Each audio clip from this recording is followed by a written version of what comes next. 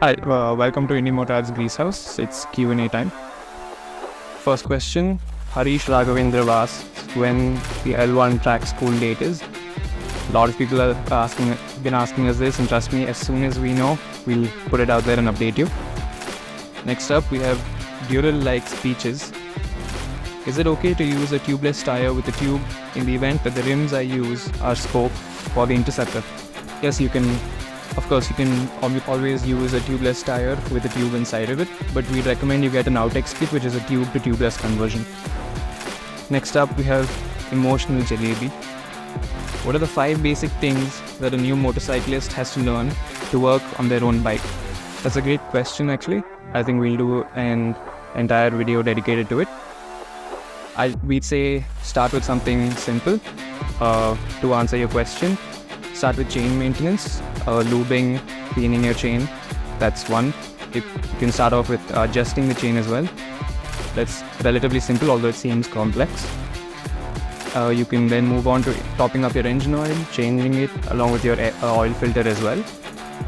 Then you can move on to your brake maintenance, which is bleeding your brake, cleaning your discs. And please don't do anything like lubing the disc or applying oil on it. Just use brake cleaner and wipe it off with a clean cloth.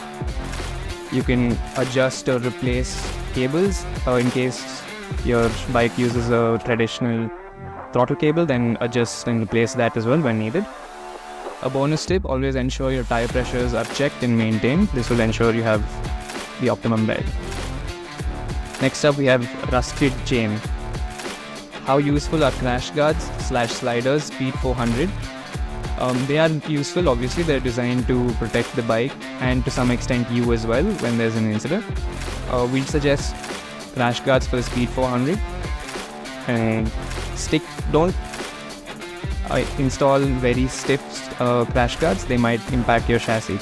Crash guards are designed to absorb impact and brake, something like the crumple zone on your car. Another tip, always ride in riding gear so it ensures you're safe.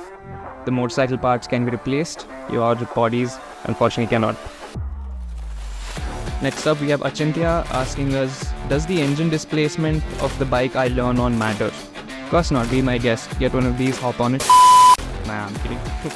Of course, it's always advisable that you learn on a smaller machine. It obviously has less power, which is less intimidating, and it won't launch you to the moon in case you do something you're not supposed to. They're obviously generally lighter as well, so they're less to manage. Although you can ride heavy bikes, it's a skill that you'll have to develop. Most importantly, it's inexpensive, so in case there is damage to it, it won't put a hole in your pocket to repair it. Well, that's part 1 of the Q&A.